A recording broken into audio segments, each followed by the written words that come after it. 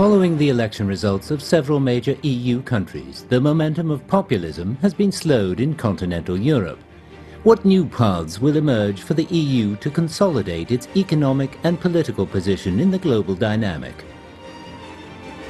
With greater unpredictability in US policy, the world order also looks less certain. How will the institutions of global governance adapt, change and grow in the near future? Divisions among people are seriously affecting the progress of nations and also providing a breeding ground for populism and xenophobia. How will democracies cope with recent setbacks? To generate renewed momentum for the devastated global economy and the progress of globalization, China has proposed its Belt and Road Initiative. What has China learned from its recent decades of growth to expand prosperity and push the initiative forward? The prospects for the European Union have been given a boost with Emmanuel Macron's victory in their campaign in the French elections. Calls for cooperation and communication are again becoming stronger. And in a similar spirit, China has proposed the grand initiative of the Belt and Road. What does this represent for the future of the international order, and how will these two big powers be connected by the new Silk Road in the future? To discuss the future of China and the European Union, I'm very happy to be joined by TOMAS VALASEK, Director of the Carnegie Europe and former representative of the Slovak Republic to NATO, and STEFAN LEHNE, visiting scholar at Carnegie Europe and former Director General at the Austrian Ministry for European and International Affairs. That's our topic. This is the dialogue. I'm Yang Rui.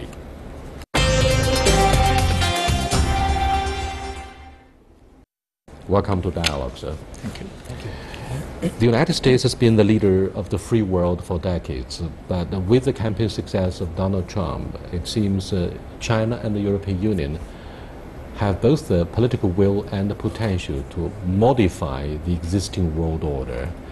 But I'm afraid in terms of soft power and per capita GDP, China is not ready yet. So I'd like to have thoughts of the European observers about the future, if not collective future, of these two sides, China and the European Union. We start from you. Well, absolutely, I agree with you. There is a huge need for global cooperation. China and Europe are the number 2 and number 3 in the world in terms of economic power. There is a strong link over the centuries, even over the millennia, in terms of the Silk Road, and there is a need to use this historical experience to build stronger links also towards the future. But there cannot be a world order without the United States of America. That is very clear. There might be worries about Donald Trump and the administration and the policies, but there is a need both for China and the European Union to engage the United States and to work together. I think these three powers together can really make the world order function properly in the interest of the people everywhere in the world. I think there's a very interesting point in your analysis about the United States. Does it mean we have to look to the United States for inspirations in a negative way, in a bad way, because the US government is making a retreat from some of the regional blocs, such as TPP and NAFTA? President Donald Trump accused European countries of having perhaps of a strong euro in competition against the US dollar. I'd like to have your take about the role that the United States plays in shaping, if not in fine-tuning, the flawed world economic order. Look, there's things that the United States and President Trump have said over the last few weeks that have made, I suppose, both Chinese and certainly Europeans very nervous, but it's also important to look at the actions. The view and the mood in Europe is that we're willing to give him time. We have seen that a number of things that have been said in the heat of a campaign have turned out not to be true. He promised to formally label China a currency manipulator. That hasn't happened. The relationship with China turned out to be different. Europe has got a similar experience. President Trump called NATO obsolete, only for the president to change his mind a few weeks later. So if the implication in your question is that that China and European Union will find a common, perhaps even an adversary or perhaps a common problem, in the form of the United States? The answer is Europe is not ready to come to the conclusion.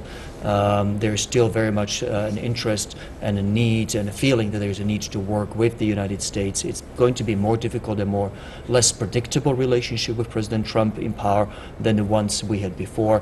But Europe is still very much focused on the relationship with the United States. That is not to say that the relationship with the United States comes at the expense of the European Union-China relationship, not at all.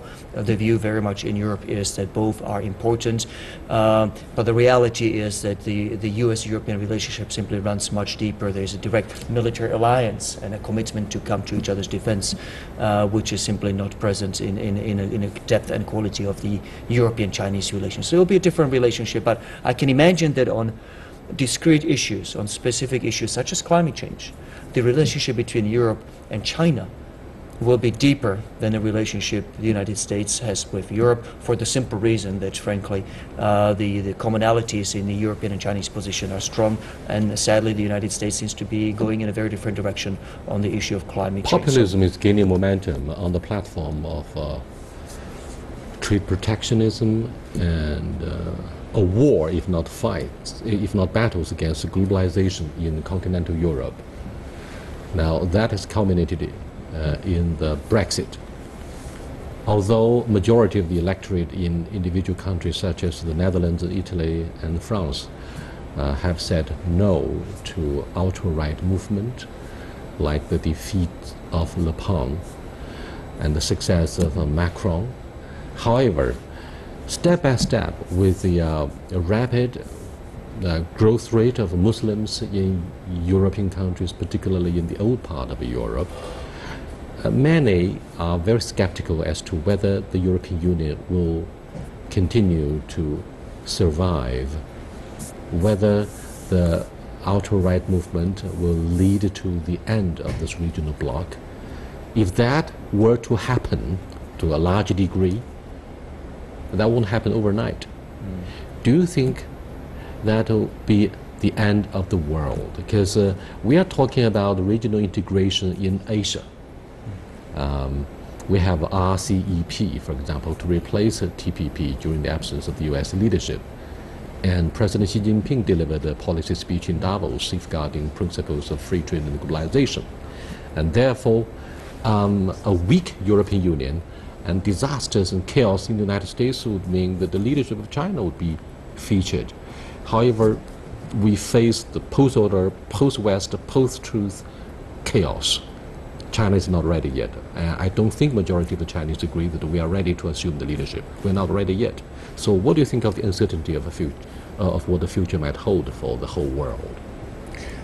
Following the Brexit decision and following the election of Donald Trump, there was some sort of a domino theory that formed in Europe, and that you saw it in many European... You call it domino reactions? A domino theory, basically, that one country after the other will be sort of overthrown by the attack of the populists.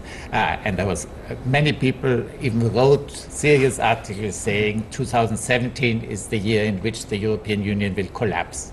Now, I think this narrative has changed. It was quite clear there were elections in Austria, in the Netherlands, now in France, and in every case that populists have been defeated. It's very clear that Europe will survive. I think the challenge of populism hasn't gone away altogether. There are many losers from globalization. This is difficult to understand from the perspective of China, which is a clear winner from globalization. But in Europe, there were former industrialized rich regions that are now very poor. There are many people who believe that their children, the next generation, will have worse lives than they have themselves. So these people are angry. They reject the elites. They go to populist parties. But in overall, the voting percentage of populist parties in Europe is at about 16.5%. So the mainstream parties remain firmly in charge. Populism is a challenge that has to be taken seriously. I think the concerns of people who are losing from globalization have to be taken more seriously than in the past. Action has to be taken to protect these people. But there is no risk of a collapse of the European Union. China, I agree with you, is not ready to rule the world. No, we are not ready. We are not ready. Perhaps many are not willing. Not the US, in terms neither of, the US nor Europe. I think the world needs, I think, all three powers to be strongly engaged in a constructive. The world does need to be reoriented in a healthy direction. But the future of the European Union, do you think Le Pen, who won 11 million votes, and 1/3 of those who cast the votes in the campaign, would proudly shape the future of France, which is part of the Franco-German axis during the absence of the United Kingdom? And of course, let's keep in mind that she won more votes in the last election than in the election before, and she won far more votes than her precisely. father. So the overall trend is still towards increase in the support of populism. So the negative view of the last election is that yes, populists haven't won yet, but on balance, if the current trend lines continue what they are, it seems at some point inevitable. The real take on it is that the truth is more complicated. There are specific reasons why the populists have become popular. Stefan, Mr. LEHNE has mentioned some of them. It is the lack of confidence in Europe that the future of my generation or of my children is going to be better than mine. It's also other specific issues related to the economic crisis and the lack of faith in the competence of the governments to manage the economies well. It is the migration crisis, which wasn't handled well by any standard. In other countries, it's corruption that gives rise to populism. And the point I'm making is there's nothing inevitable about the trans-populist lines continuing to rise. These are specific problems that are giving rise to populism that can be addressed through sensible, smart policies. There are specific solutions to migration. There are policy solutions to the issue of rising inequality and the absence of job prospects for the many young in Western Europe. There are specific solutions to corruption in Central and Eastern Europe. So perhaps there are also issues of a historical legacy on colonialism and also the military interventionism in the Middle East that has somehow led to the tsunami of asylum seekers in continental Europe. And Turkey comes across as a key player in stemming the tidal waves of refugees. President Erdogan has just won the recent referendum to drastically increase the presidential power and somehow to amend the constitution that was first written at the beginning of last century to protect and promote the strength of the secularism. So what do you think of his campaign success? Well, I would think the European neighborhood is a big source of concern for the European Union at the moment. There is tremendous instability. The Arab Spring hasn't developed in the way we would have wished to the emergence of stable democracies around the European Union. In the east, you have the intervention of Russia on Ukrainian territory, a hybrid war that is still ongoing. In Turkey, there are very authoritarian tendencies turning away from Europe. So there is a lot of trouble there. And the European Union has to change its type of engagement. A few years ago, the EU believed it is a wonderful model for the rest of the world. Everybody just has to copy the European way and everything will be good. Now we have understood we have to engage much more deeply, much more seriously, strengthen the resilience of our partners in the region, help them economically, and work very hard to re-stabilize the region. And we're still at the beginning of this process, but I think there is now an understanding what needs to be done. Thank you so much. You are watching Dialogue with TOMAS, VALASEK, Director of Carnegie Europe and a former representative of the Slovak Republic to NATO, and Stefan LEHNE, visiting scholar at Carnegie Europe and former Director General at the Austrian Ministry of European and International Affairs. We're discussing issues of both the future of Europe and the rise of populism and their global implications. We'll be back in a short while. Please stay with us. Welcome back. Well, we have many skeptical conservatives here in what is called a communist regime. Let me quote the Western media saying.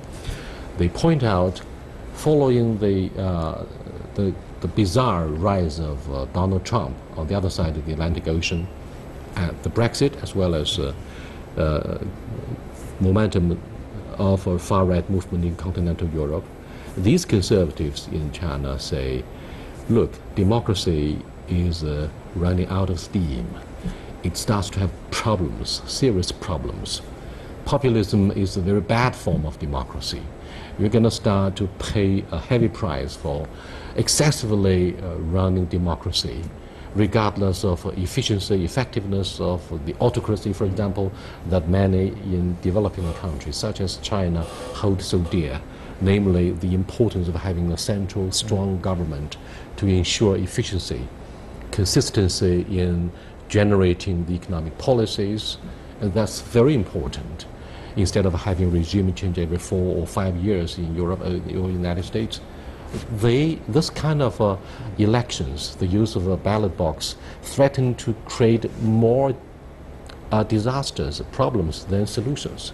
These guys in China pointed out, look, this is time to re-examine the benefits of democracy and the old form of global governance. What do you think of their criticism? Well, if you look back 30 years, 35 years, of the 190 countries that existed at the time, a small minority were democracies. Most of them were authoritarian regimes. Then you had in the 90s, up to the 2010 or so, huge wave of democratization in Africa, in Latin America, in most parts of Asia. And that is a development that came in with surprising speed and energy. And what we see in the last few years is certain slowing of this tendency and even backlashes. There are countries that used to be democracy that are now moving, like Turkey, in the direction of authoritarian regimes. I think there is, for most Europeans, no reason to doubt that the democratic regime is the best one to respond to the changing priorities of the population, because it's the only way, the Americans call it, to throw the bastards out. If you're unhappy with the government, you need to replace it. It's not an easy process. It can be a very messy process, and we've seen it in the United States, how messy it can be. But if you look, for instance, now at Mr. Trump's very strong initial action against Muslim people coming into the US. If you look at his initial efforts to change some of the things, he ran into lots of checks and controls. The judiciary didn't call. There was a lot of sort of back fighting against him. From the opposition. Yeah. There are cities that are not cooperating with checks and balances. And I believe that in the United States you have a lot of resilience of democracy, basically. So I'm yes, indeed, we see more vibrancy and resilience from young democracies. But what do you think of the alleged decline of old democracies? Because they have too much politics. They have too much bipartisan wrangling in the parliament, and that has somehow undermined the most important thing, that is the consensus. Consensus is so difficult to build for people who are increasingly dissatisfied with the establishment. For example, both the traditional left and right parties in France have been rejected by the electorate. And in the United States, the rise of populism rejects the establishment, elitism. And these things are not just happening in isolation. So what do you think is the major driving force behind the dynamics of populism? I mean, they do exist for good reasons, right? You cannot fundamentally question the reasons which are so powerful behind these campaigns and movements. The traditional forces are losing out. I mean, they are fighting the losing battles. Why? There's a tendency to speak of populism as though it was an infectious disease that a country catches simply because a country next to it has it. But it just isn't the case. The reality is the success of populism tends to be rooted deeply in the national specifics of each individual country. These are, again, the way the country has managed economy matters an awful lot. The experiences countries that have managed their economies well and have experienced rates of economic growth do better in fighting populism and defending democracy than countries that have mismanaged their economies. Countries that have tackled corruption effectively and convincingly have done better at resisting populism than countries that have not done the same job on corruption. So I don't really believe that there's a universal quality and automatic quality to populism. There's a few pan-European driving elements to what drives populism. So the failure to tackle migration was a problem that affected all of Europe because by definition, by treaties, most EU countries have But by open definition borders. of globalization, borders must be maintained open, must be free from the traditional controls. They must be easy for free movement of human resources. But today, borders, for example, at the height of the tsunami asylum seeking, some parts of the European borders have been closed. Particularly politicians in Central and Eastern European countries said openly no to an agreement of the European Union, which says you have to keep the borders open. And this kind of things are happening in the future as well. Well, I would think migration is a positive thing. Like China, the EU, demographically, we are in the phase of decline. We need more immigration. But this is essential to maintain the economic health of the European continent. But it has to be a controlled process. It cannot be simply open to border, let You mean the everyone rapid come. expansion of European Union is to blame?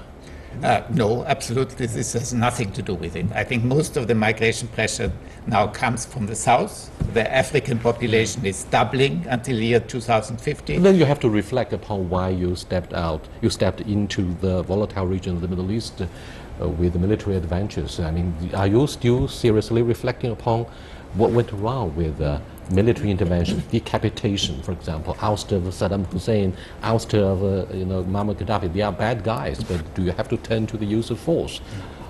President Trump says, well, we don't have to impose our values on developing countries. We don't have to turn to the use of violence to terminate the tyranny of regimes in the Middle East.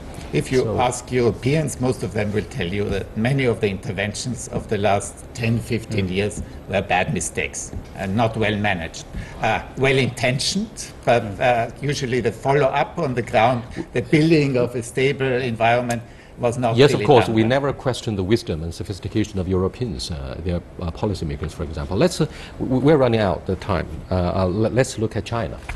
Now, China's way of development comes under scrutiny, criticism.